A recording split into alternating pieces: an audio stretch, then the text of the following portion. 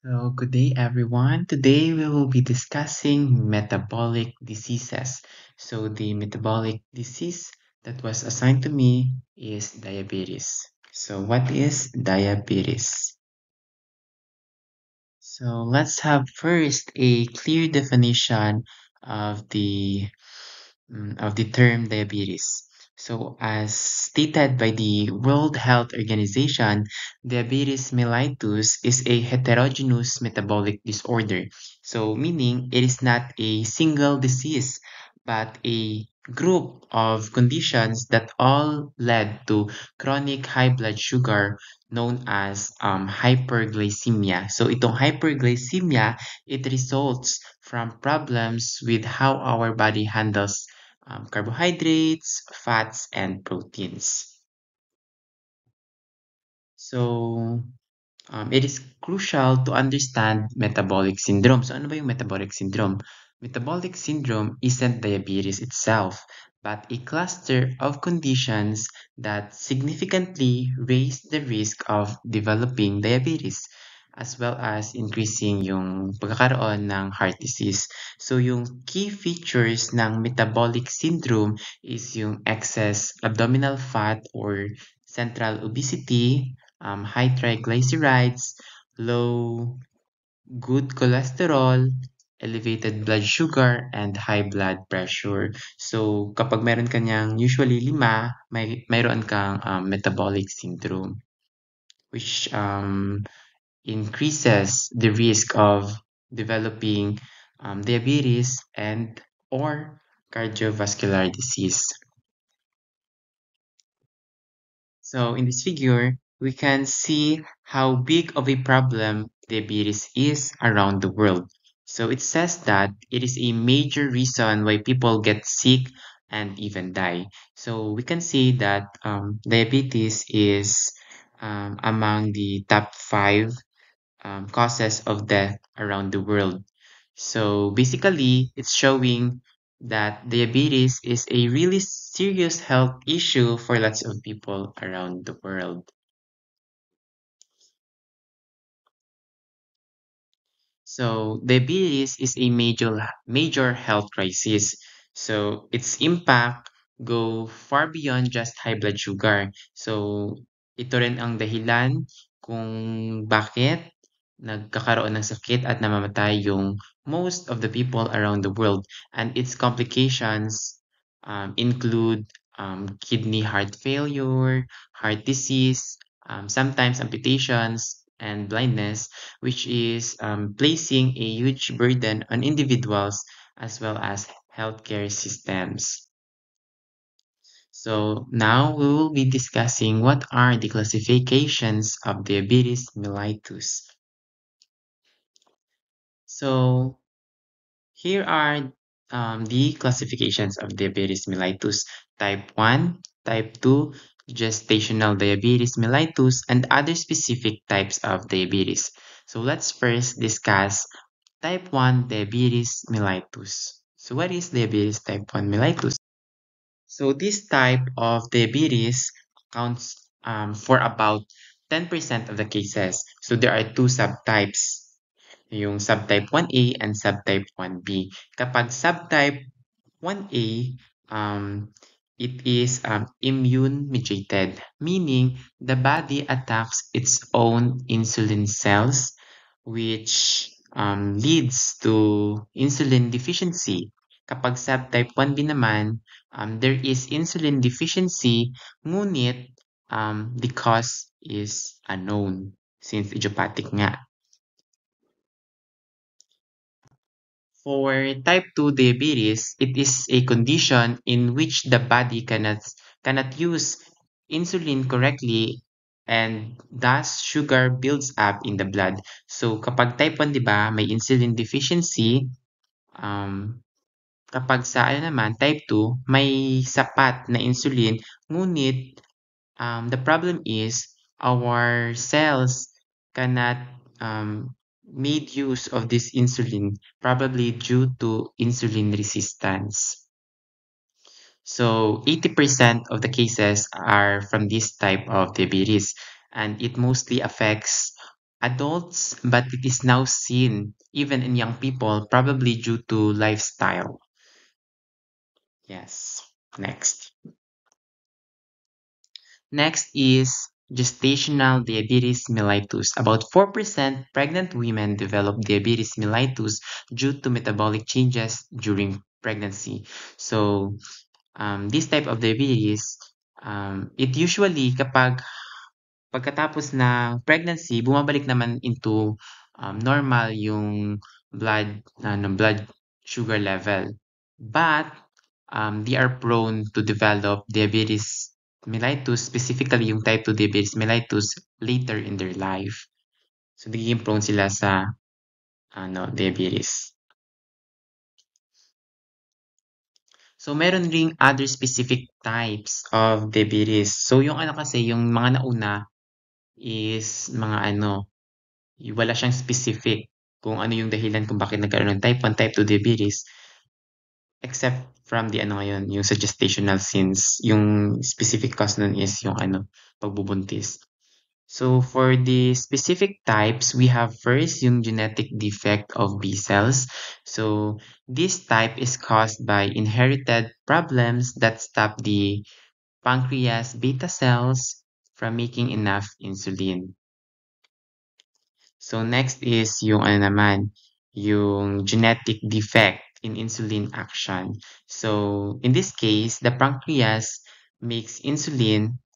However, the body cells cannot make use of it properly due to inherited genetic diseases or issues.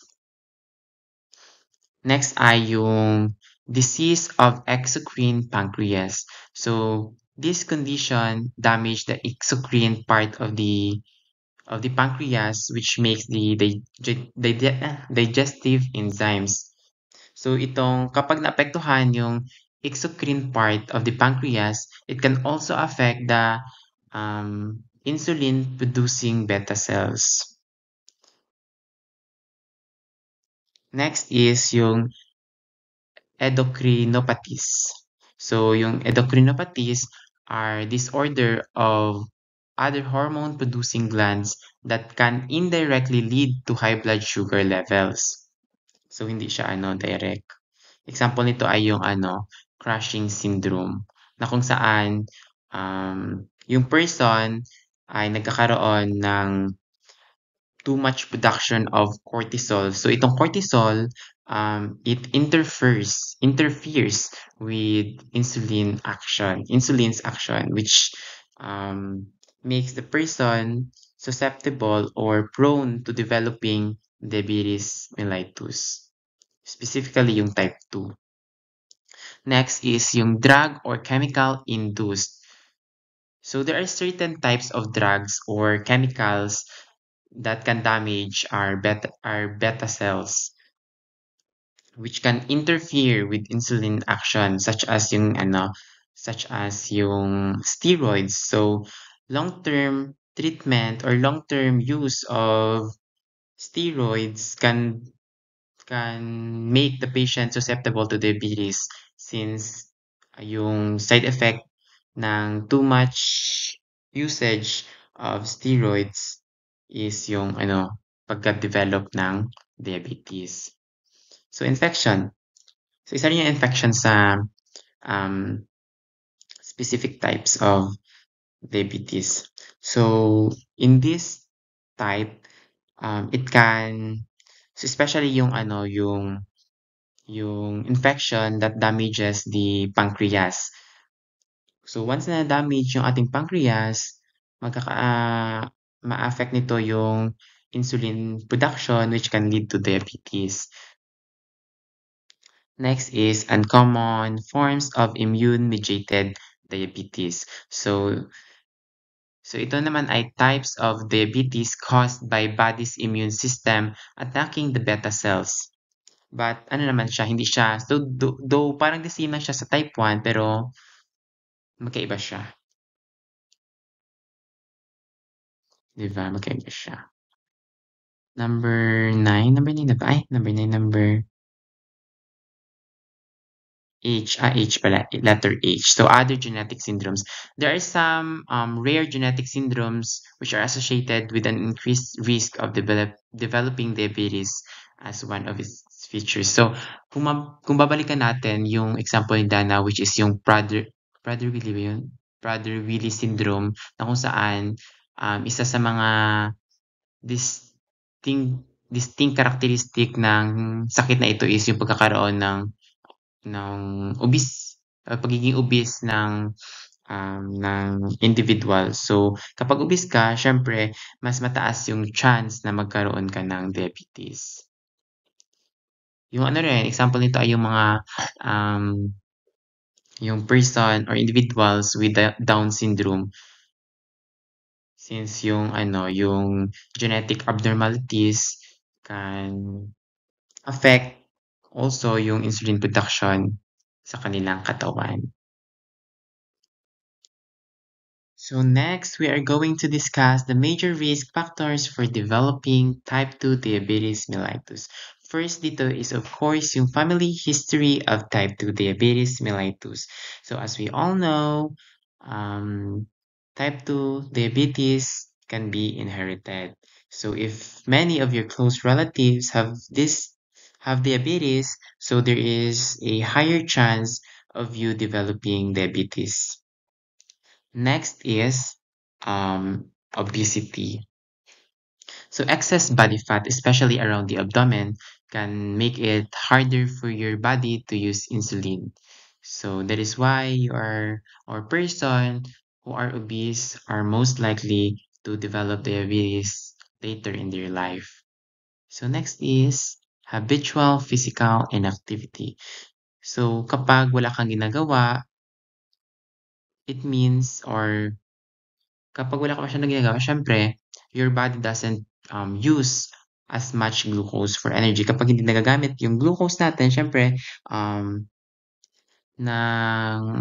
nai-stack or parang dumarami lang siya sa ating blood, which which causes or which makes us or person who have habitual physical inactivity prone to diabetes mellitus 2.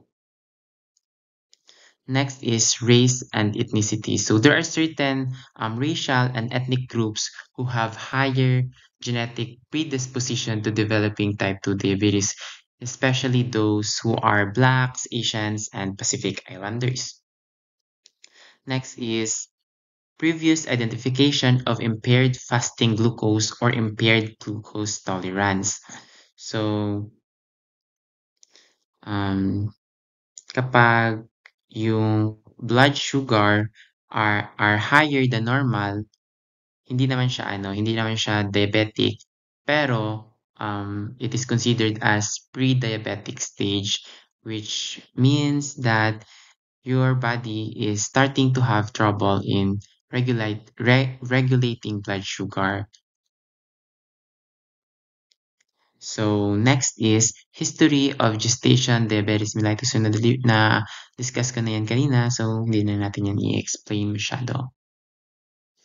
Next is hypertension. So high blood pressure is often associated with insulin resistance and other metabolic issues, which increases the risk of having type 2 diabetes. Next is dyslipidemia.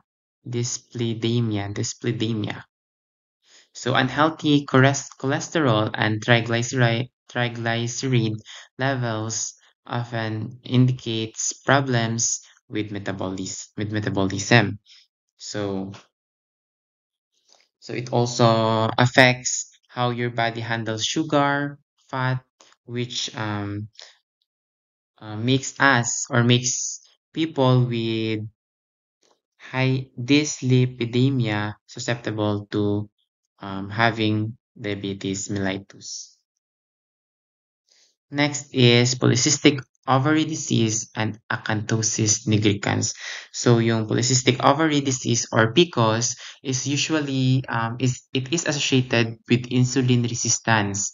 So kapag insulin resistant ka, you are susceptible din sa pagkakaroon ng diabetes mellitus 2 as well as yung acanthosis nigricans. So yung acanthosis nigricans is yung dark velvety skin patches which is a visible sign of high insulin levels. So, kapag meron kang PCOS at meron kang ano 'to, acanthosis nigricans, so mas mataas yung chance mo na magkaroon ng type 2 diabetes. Next is history of vascular disease. So, conditions affecting blood vessels such as yung heart disease or stroke often share risk factors with type 2 diabetes such as yung high blood pressure and unhealthy cholesterol levels.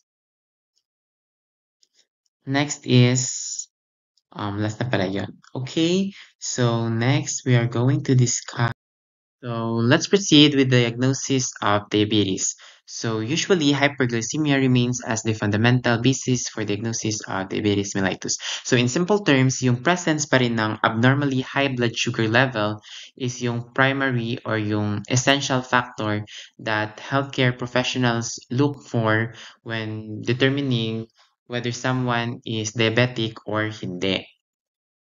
So this means that regardless of other symptoms or tests that might be conducted, the um, consistent na increased glucose in the blood is the key indicator para ma-confirm whether someone is positive sa diabetes. So usually kapag symptomatic naman, like showing symptoms of polyuria, like frequent urination o madalas na pag-iihi, and polydipsia or increased thirst, mas madali yung um, diagnosis ng disease.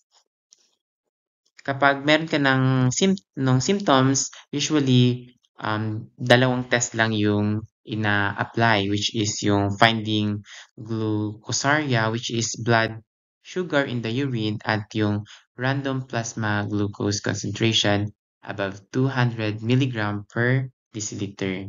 Compared dun sa mga asymptomatic na marami pang test na ginagawa. Later on, i-discuss ko kung ano yung mga test na ginagawa para ma-determine whether a person or para ma-confirm kung diabetic ba yung isang tao or not. So let's proceed. So ito yung usually yung mga test na ginagawa para para ma-determine or ma-diagnose whether someone is diabetic or hindi.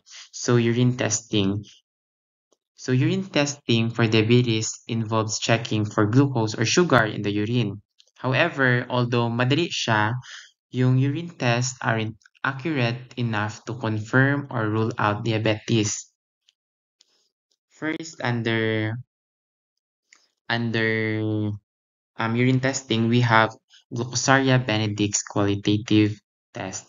So, it determines the presence of glucose in urine. So, the test uses a reagent that kapag dinip, the urine usually containing glucose will change its color to purple, indicating a positive result for glucose in the urine. So, so ito yung mga types of glucosuria. Di ba nga sinabi ko kanina na unreliable yung yung urine testing sa pag-diagnose ng diabetes kasi hindi lang diabetes yung kanyang nate-test. Sa renal glucosuria, normal blood sugar but glucose spills into the urine. So, nagkakaroon rin ng sugar sa urine which is due to kidney failure or issues. So, number two is alimentary glucosuria. So, ito naman is yung mabilis na process ng ating katawan ng sugar na kung saan parang hindi nakasabay yung ating kidney which ends up yung sugar being found in urine. Next is yung pathological glucosuria which is yung diabetes. So yung pagkakaroon ng or yung presence ng blood sugar sa ating ihi is due to diabetes. So, kaya yun ang dahilan kung bakit naging unreliable yung um, paggamit ng urine testing in identifying or diagnosing diabetes since hindi lang diabetes yung kanyang um, natetest. So next is yung ketonuria test, which is also under urine test. So this test, so tests for ketone bodies in the urine are required for assessing the severity of diabetes, not for the diagnosis of diabetes. So ketonuria test, besides uncontrolled disease, diabetes, ang test na ito ay usually ginagamit din or nagpa-positive rin yung mga tao dito who have prolonged vomitings, fasting state, or yung mga tao who have exercise for long periods. So kaya hindi siya reliable na gamitin to test or diagnose whether a person is diabetic or not. Next is screening by fasting glucose test. A screening test for diabetes mellitus type 2. So it is recommended for all individuals above 45 years of age and relatively earlier in person who is overweight or at risk. So this test is usually done by taking a blood sample after having or haven't eaten anything overnight. So it's a way to screen or ma-check yung people um who are most likely to have diabetes even if you don't have the symptoms. So doctors usually recommend this test for everyone over the age of 45 and they suggest doing it for um about or with a span of 3 years or in every 3 years, yeah. But if you're younger and overweight or have other things that makes you more like to get diabetes, they might recommend you to get tested sooner. Next is oral glucose tolerance. So they say or it says that this test is the gold standard to finding diabetes early or for early diagnosis of diabetes. So this test or this process involves a few steps. First, hindi ka muna or first you are going to consume um, high carbohydrate food for 3 straight days and then you have to fast or magfa-fasting ka, meaning you can't eat or drink anything except water, baka mamatay ka naman for at least 8 hours. Okay, 8 hours lang naman, at least 8 hours. And then after fasting, syempre, you will drink a special glucose solution, which is a sugary drink or it can be ano rin, pwede rin siyang through IV. And then finally, blood test is taken to see how your body processes the sugar. So this test helps the doctor to see how well your body handles glucose over time and can detect diabetes if it's in early stages.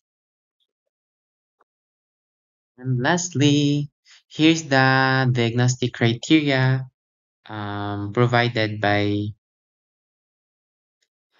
ADA 2007. Nakalimutan ko yung ibig sabihin ng ADA. Eh. So, yung yung first criteria is yung fasting plasma glucose test. So, in this test, it measures your blood sugar level after you haven't eaten or uminom except from water for at least 8 hours. So this idea is used to see your baseline glucose level when your body isn't actively um, processing any food. So why it is important? So elevated fasting glucose indicates that body isn't effectively clearing glucose from your blood overnight, which is a sign that you have an impaired insulin production or resistance, which is isa sa mga katangian ng diabetes. So aside from that, so ito yung mga values. So kapag yung value na nakuha mo is below 100, yung ikaw ay mayroong good glucose control.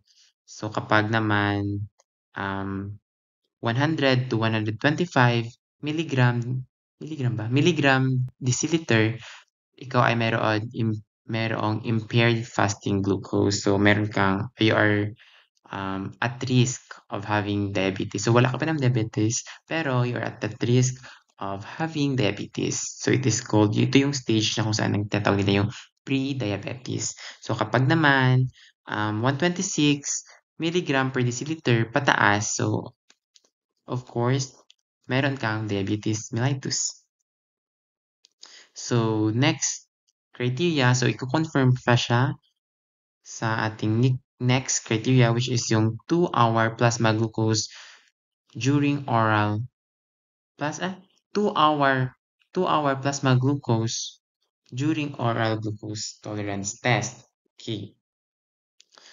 So this test is involves fasting for at least 8 hours, and then your baseline blood sugar sample will be taken, and then you'll drink a sugary liquid usually containing 75 grams of glucose, or it can be ano ba, it can be yung ano ba, yung yung glucose ay pwedeng ano ba, ibigay through IV. So, yung blood sugar levels are then measured after 2 hours, and then um, kapag yung um, kapag yung result is 140 milligram per deciliter, meaning normal. So, your body effectively clears the glucose load. Kapag naman 140 to 199 milligram per deciliter, meaning meron kang impaired postprandial glucose tolerance, meaning that glucose levels are higher than normal after that drink, suggesting that meron kang problem with glucose processing, and you are at a pre-diabetes state. Next is kapag 200 milligram um, milligrams per deciliter or more, 200 mg per dl or more, meron kang diabetes. So, significantly elevated blood sugar for 2 hours after the glucose load indicates diabetes. So, last is yung random value plasma test. So, how it works? So, this test measures your blood sugar at any time of the day, whether nakakain ka or hindi. So, it doesn't matter. So, it is primarily used when someone has yung ano nga, yung sinabi ko kanina, when someone has a clear symptoms, usually yung excessive thirst, frequent urination, unexplained weight loss. So, kapag may symptoms sila ng ganyan, there is a very high random glucose level in the presence of these symptoms can lead to quicker diagnosis. Usually, hindi na sila proceed sa other test. Usually, ito lang test yung kinukonduct sa kanila kapag meron na silang symptoms. So, kapag man naman uh, asymptomatic ka, usually yung itong tatlo yung usually ito yung test yung niraran para ma-confirm whether diabetic ka or hindi. So, that's all. Thank you and good night.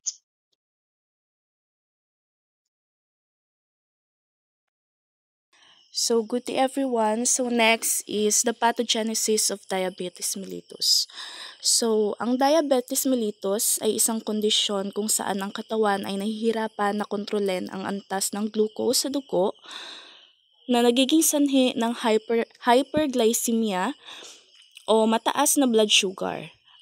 Ang mga pangunahing sanhi ng mataas na blood sugar sa diabetes mellitus ay ang mga sumusunod. Una ay ang low insulin secretion. So, ang insulin ay isang hormone na ginawa ng mga B cells sa pancreas. Ang pangunahing tungkulin ng insulin ay tulungan ang mga cells ng katawan na kunin at gamitin ang glucose mula sa dugo upang magsilbing energy ito bilang glycogen sa liver. Kung ang pancreas ay hindi nakakagawa ng sapat na insulin, tulad sa type 1 diabetes mellitus, o kung ang katawan ay hindi nakakagamit ng maayos na insulin tulad ng sa type 2 diabetes mellitus, hindi makakapasok ang glucose sa mga cells dahil dito, ang glucose ay nananatili sa dugo at nagiging sanhi ng mataas na blood sugar or hyperglycemia. 2. Reduce glucose usage by the body. Sa mga taong may type 2 diabetes mellitus, kahit na may sapat na insulin, may problema sa kung paano ginagamit ng katawan ang insulin. Ang katawan ay nagiging insulin resistance, ibig sabihin, hindi na epektibo ang insulin sa pagtulong sa mga cells na kunin ang glucose mula sa dugo.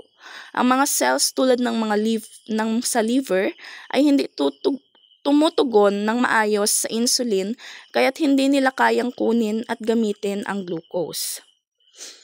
So, last is increased glucose production by the liver o pagtaas ng produksyon ng glucose sa liver. Ang liver ay may kakayahang mag-produce ng glucose sa pamamagitan ng isang proseso na tinatawag na gluconeogenesis. Karaniwan, kapag ang katawan ay may sapat na glucose mula sa pagkain, ang atay ay hindi magpuproduce ng dagdag na glucose. Sa mga taong may diabetes mellitus, lalo na sa mga type 2 diabetes mellitus, ang liver ay patuloy na nagproproduce ng glucose kahit na mataas na ang blood sugar.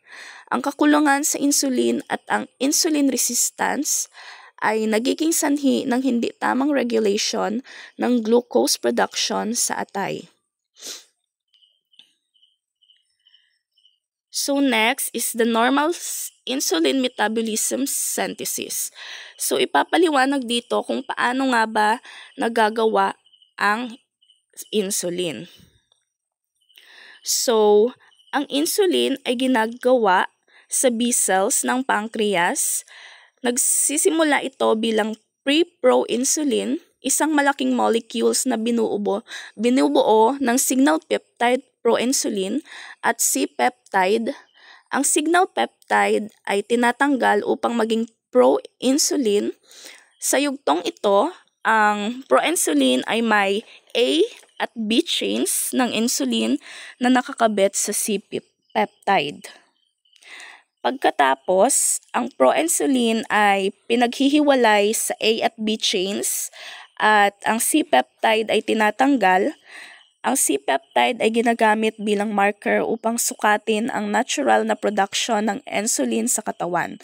Kapag naalis ang C-peptide, ang A at B chains ng insulin ay nagiging aktibo at handa na ang gamitin ng katawan upang kontrolin ang glucose sa dugo. Sa panahon natin ngayon, maaari na tayong makagawa ng human insulin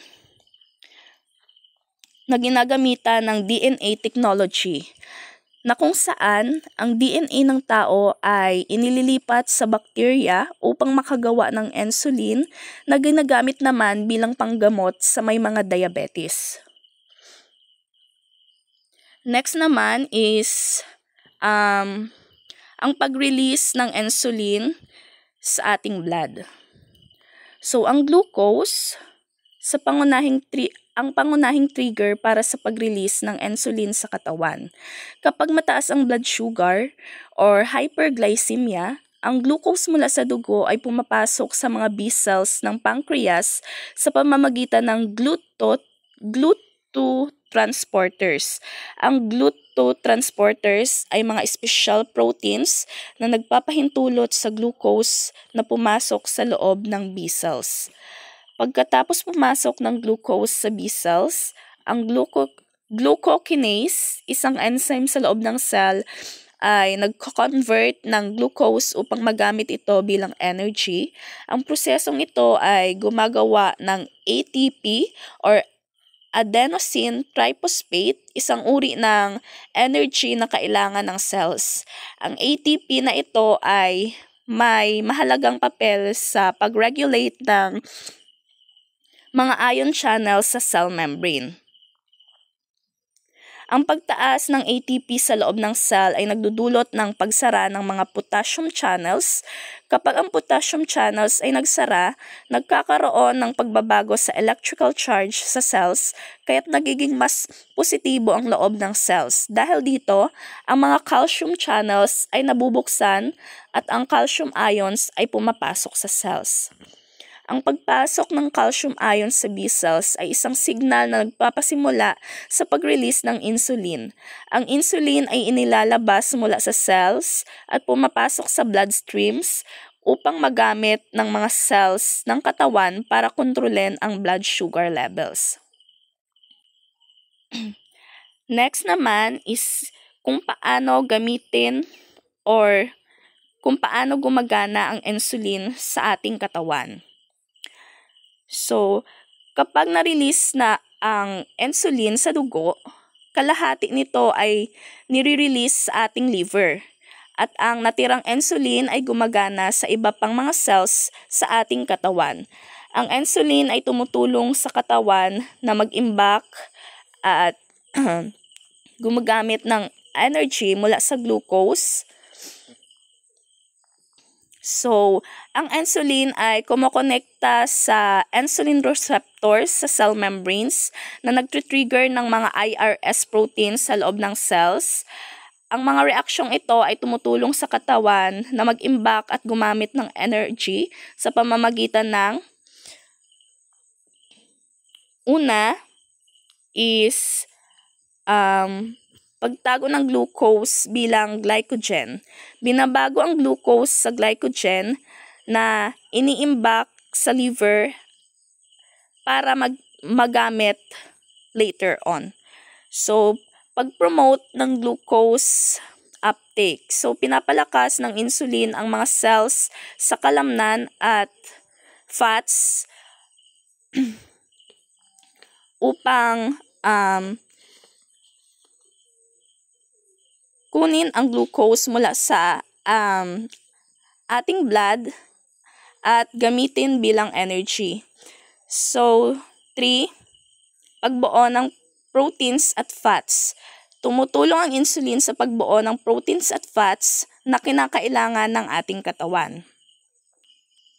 Next is the pathogenesis ng type 1 diabetes mellitus. So, ang type 1 diabetes mellitus ay isang kondisyon kung saan ang katawan ng isang tao ay hindi nakakapag-produce ng sapat na insulin. Ang insulin ay isang hormone na kailangan ng katawan upang magamit ang glucose mula sa pagkain bilang energy. Sa type 1 diabetes mellitus, nasisira ang mga B cells sa pancreas na responsible sa paggawa ng insulin. Dahil dito, nagiging mahirap para sa katawan na kontrolan ang level ng sugar sa dugo, kaya't nagkakaroon ng hyperglycemia o mataas na blood sugar. Ang type 1 diabetes mellitus ay isang uri ng ang type 1A diabetes mellitus ay isang uri ng type 1 na may kasamang autoimmune reaction. Ibig sabihin, ang immune system ng katawan ay nagkakamali at inaatake ang sarili nitong mga cells, particularly ang mga B cells sa pancreas. Samantalang ang type 1B diabetes mellitus ay tinatawag na idiopathic o walang malinaw na sanhi. Ang type 1A diabetes mellitus ay isang immune-mediated disease, kaya't ang katawan mismo ang nagiging sanhi ng pagkasira ng mga B cells na responsible sa insulin production. So, may tatlong pangunahing factors sa pagdevelop ng type 1 diabetes mellitus. So, una dyan is ang genetic susceptibility. Pangalawa, autoimmunity. Ang pangatlo naman, ang environmental triggers. So, unahin natin ang genetic susceptibility o pagkakaroon ng sakit na diabetes mellitus sa genes. So, ang genes ay may malaking papel sa predisposition ng isang tao na magkaroon ng type 1 diabetes mellitus, ngunit hindi ito ang tanging dahilan. So, halimbawa na lang dito, sa identical twins, kung may type 1 diabetes mellitus ang isa sa mga kambal, may 50% na pagkakataon na magkakaroon din ng type 1 diabetes mellitus ang isa pang kambal. May mga particular na genes na matatagpuan sa HLA region o Human Leukocyte Antigen region na matatagpuan sa chromosome 6 na may kaugnayan sa immune system.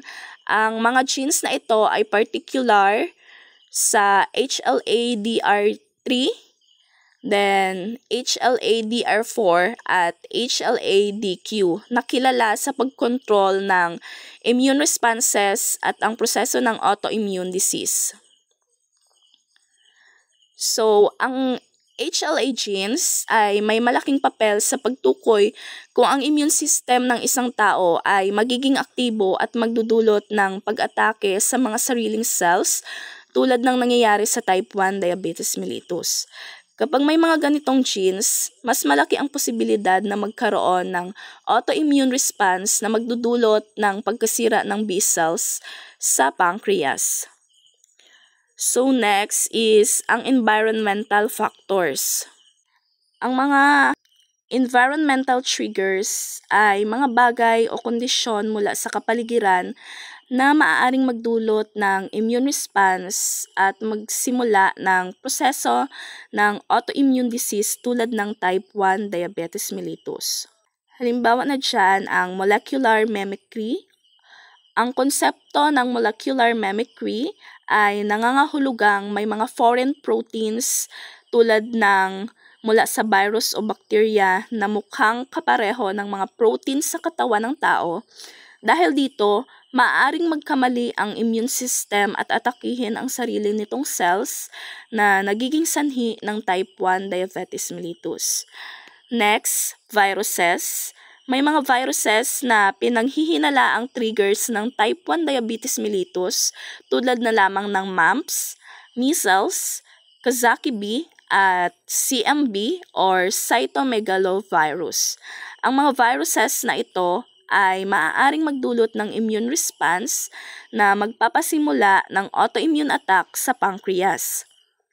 Then, next naman is chemicals.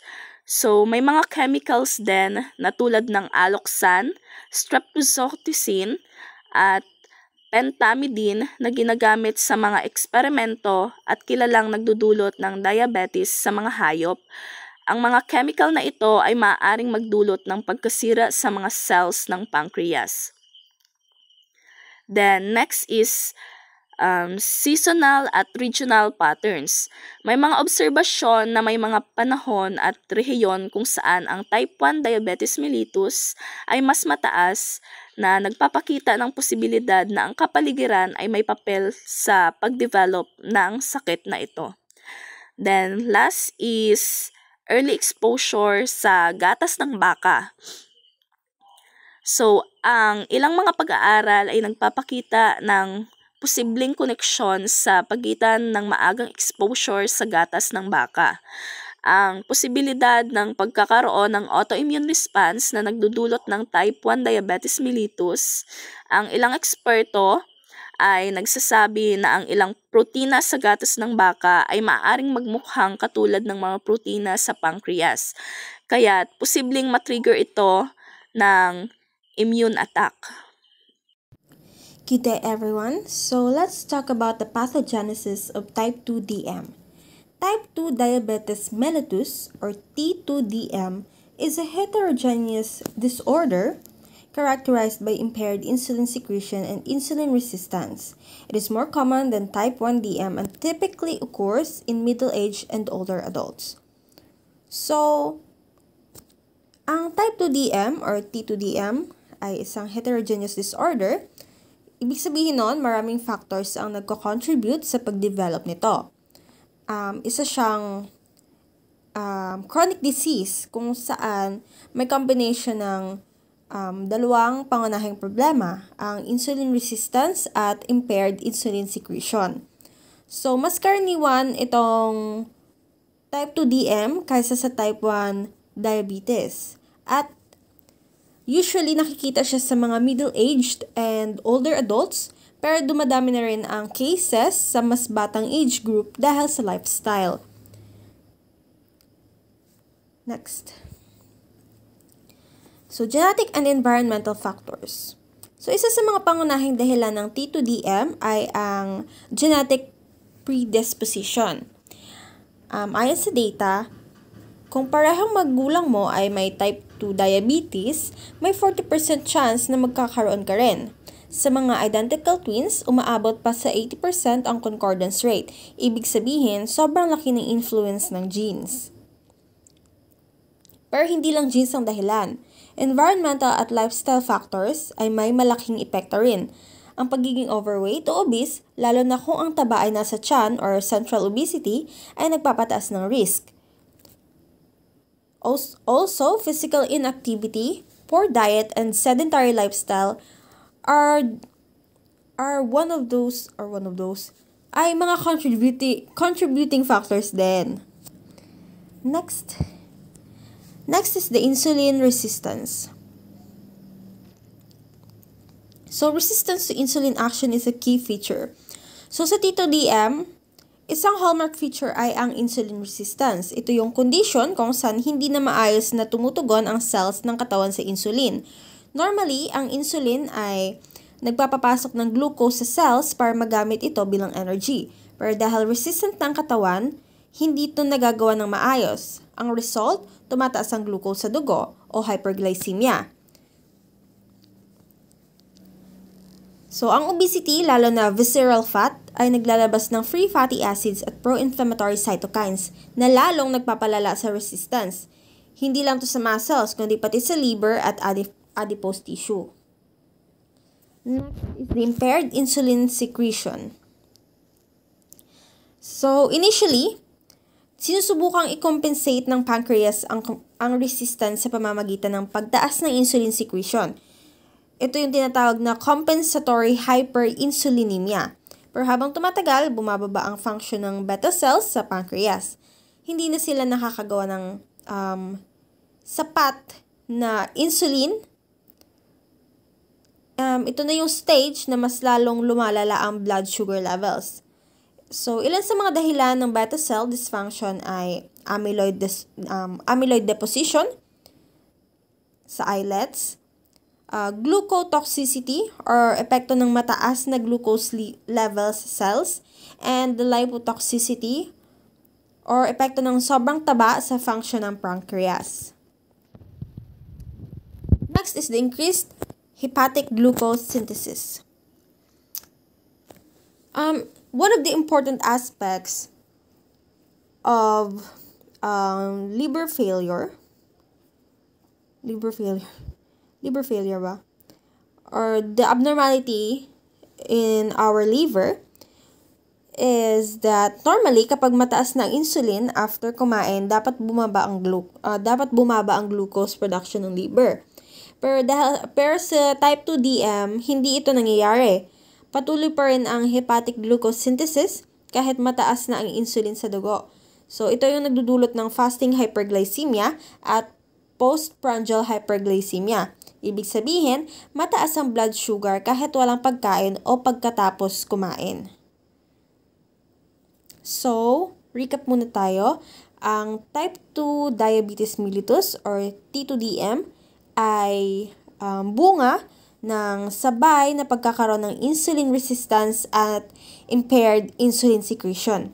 So, genetic predisposition and environmental lifestyle factors ang ang dalawang major contributors ng T2DM. So, ang pancreas, liver, at peripheral tissues ay apektado lahat.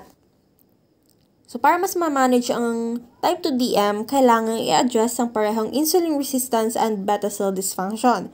Kaya importante ang combination ng healthy lifestyle like diet and exercise at kung kailangan, pharmacologic treatment tulad ng metformin o insulin therapy. Yun lang. Thank you! So next is the clinical features and the complications of diabetes.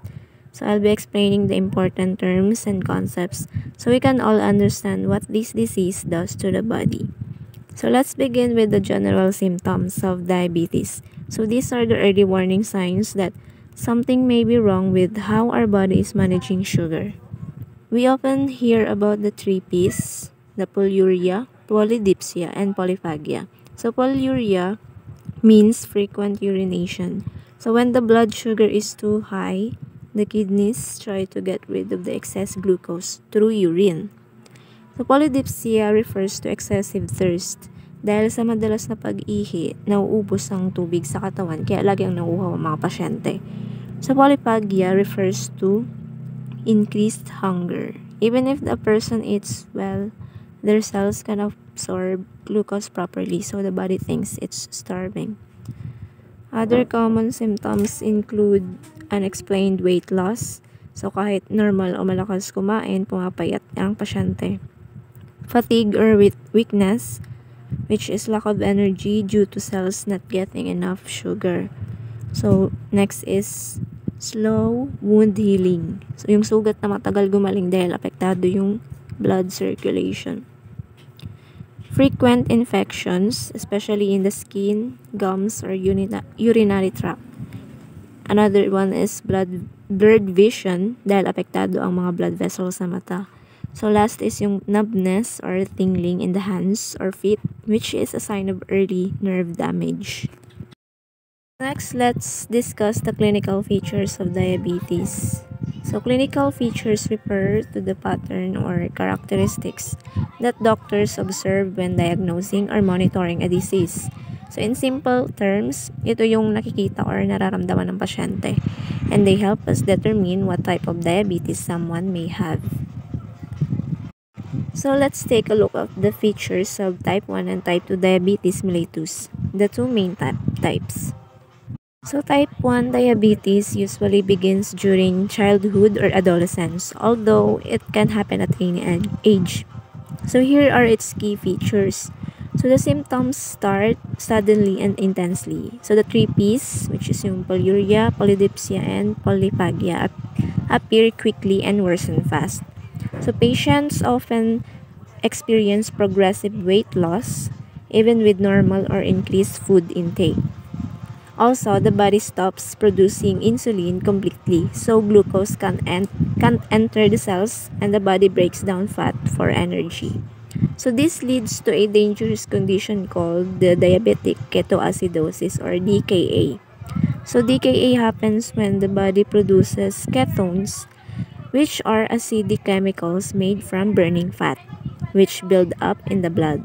So symptoms include vomiting, rapid breathing, fruity smelling breath, and in severe cases, confusion or coma. So it's an emergency that needs immediate medical attention. People with type 1 are also at risk for hypoglycemia, so which is the low blood sugar, usually due to too much insulin or skipping meals. Symptoms of hypoglycemia include shakiness, dizziness, sweating, and irritability. So type 2 diabetes is more common and usually develops in adults over age of 40. So although younger people can also have it now, especially those who are overweight. So its features include slow and gradual onset. So minsan hindi agad napapansin. The symptoms can be mild or absent at first. It is often associated with obesity, physical inactivity, and family history of diabetes. So the body still produces insulin, but it doesn't use it properly, which is a condition called insulin resistance. So type 2 diabetes may be managed by healthy diet and exercise, oral medications, and insulin therapy if needed. So minsan, nalalaman lang ng pasyente na may diabetes sila kapag meron na silang komplikasyon. Kaya mas maganda talaga may regular screening. Let's now move on to complications. So complications are health problems that occur as a result of poorly controlled diabetes. So ibig sabihin, ito yung mga epekto sa katawan kapag hindi maayos ang pag-manage sa blood sugar.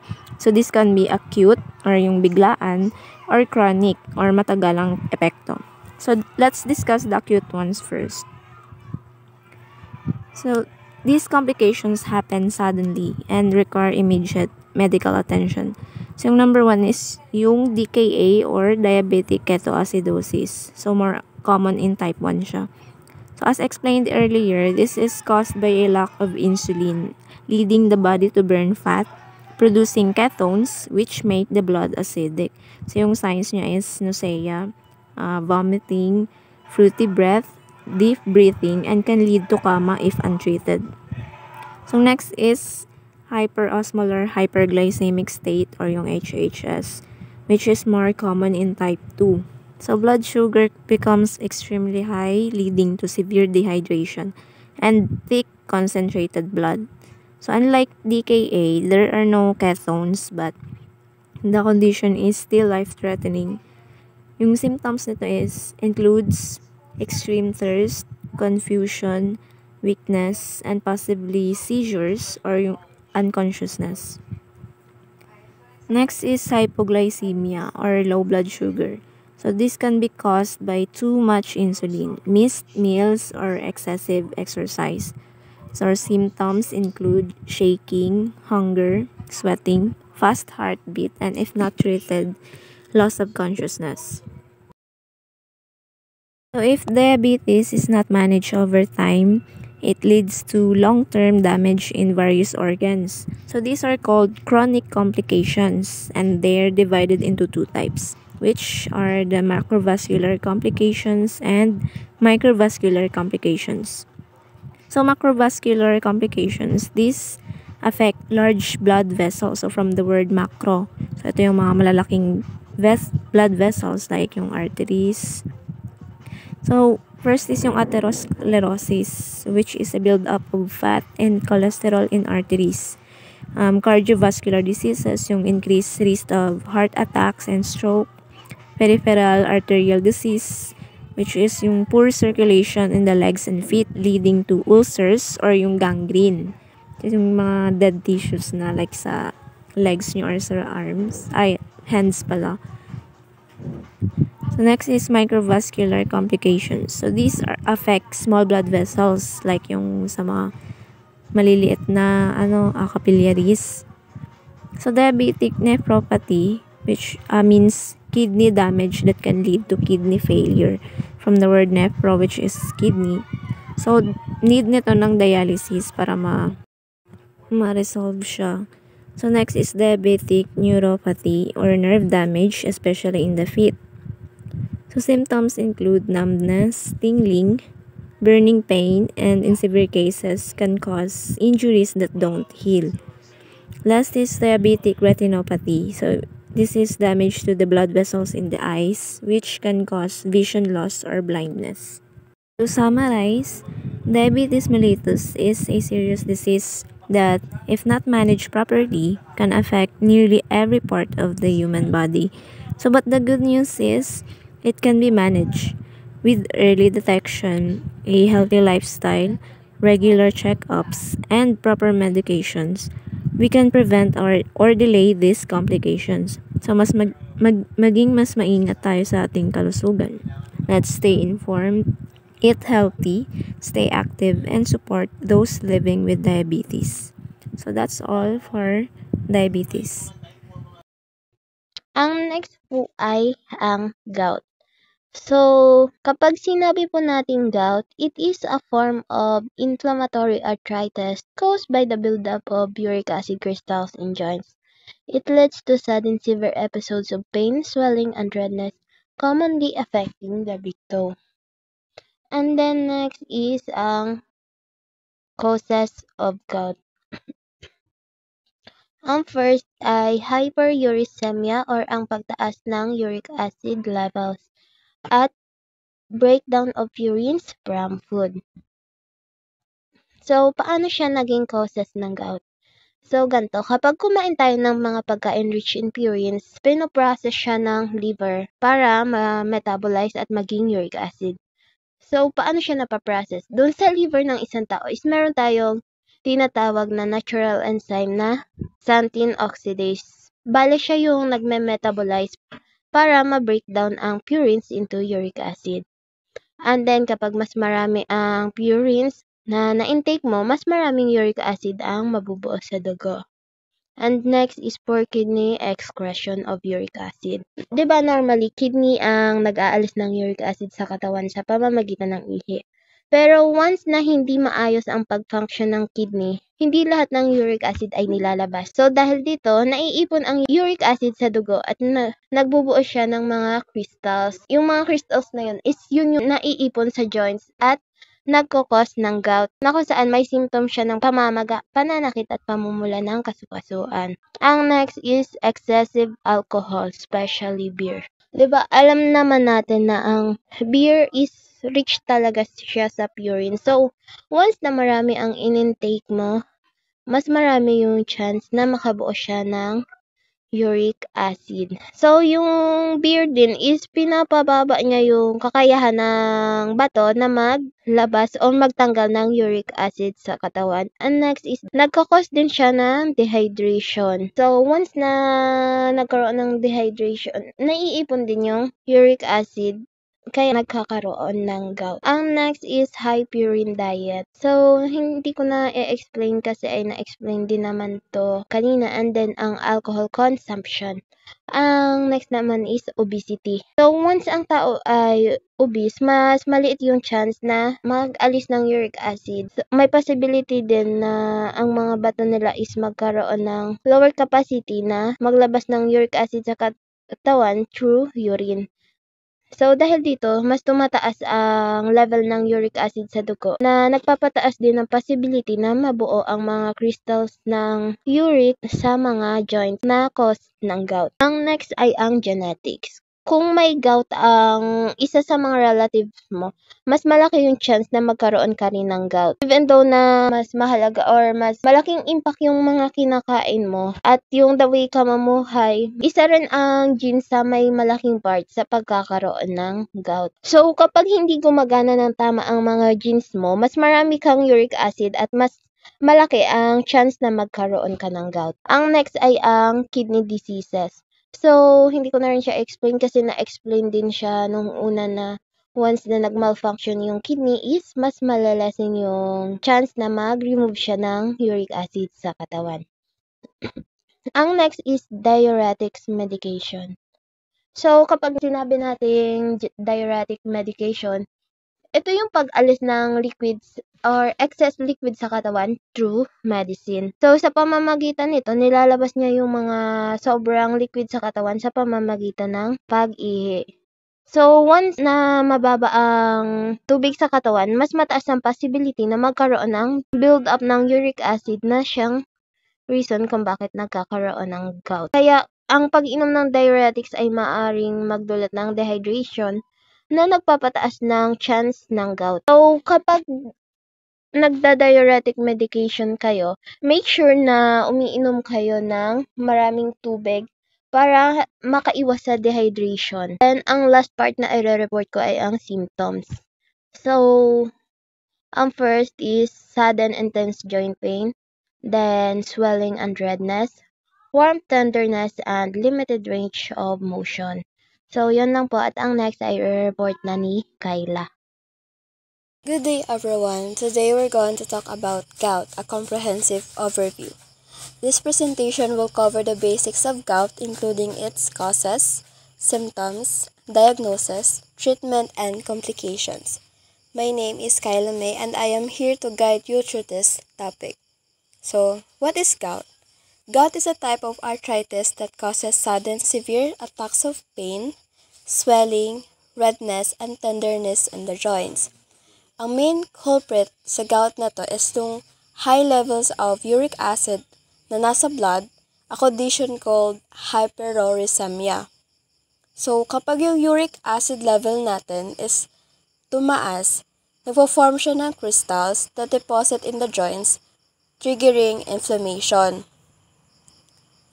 Gout commonly affects middle-aged men and postmenopausal women, but in some other cases, lahat naman is naapektuhan.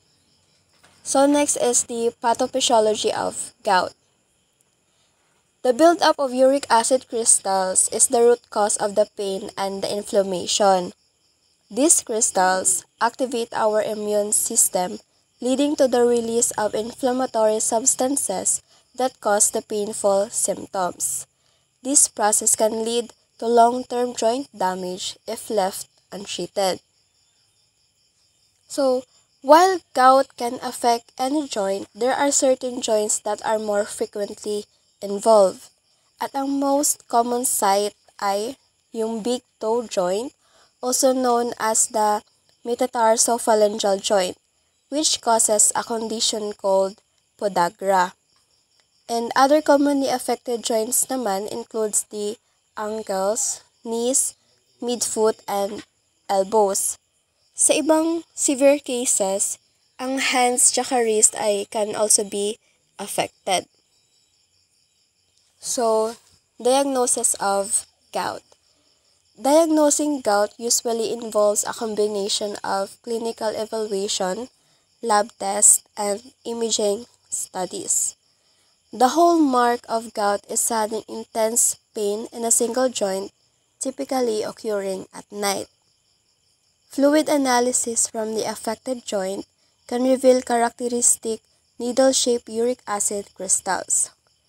While blood uric acid levels can be elevated, they may be normal in some cases, so other tests are often necessary. So for the treatment of gout, the primary goal of acute gout treatment is to reduce pain and inflammation. Commonly used medications include NSAIDs like indomethacin, naproxen, and colchicine. Also, corticosteroids may be given if NSAIDs or colchicine are not tolerated. Ang pinaka-basic na treatment ay ice packs and elevation. It can also help alleviate the symptoms. For the long-term management of gout, managing gout long-term involves reducing uric acid levels in the blood and preventing future attacks. Allopurinol and febuxostat are common medication used for this purpose. Probenecid can also be used to increase uric acid excretion by the kidneys. Lifestyle changes such as a low purine diet, weight loss, and reducing alcohol intake are very crucial. If yung gout is untreated, it can lead to serious complications. So, early intervention is the key. Topicious deposits, which are hard nodules of uric acid crystals, can form in the joints and tissues. Chronic topicious arthritis can cause joint damage, deformities, and reduced mobility. Gout can also increase the risk of kidney stones and contribute to chronic kidney disease. So, for the summary, in conclusion, gout is a manageable condition with proper treatment. Early identification and treatment of acute flares are crucial to prevent complications. Long-term medication and lifestyle modifications are essential for maintaining control of gout. So this presentation has provided you with a foundational understanding of gout. And remember, you can always consult healthcare provider for personalized guidance and treatment options. That's all. Thank you for listening.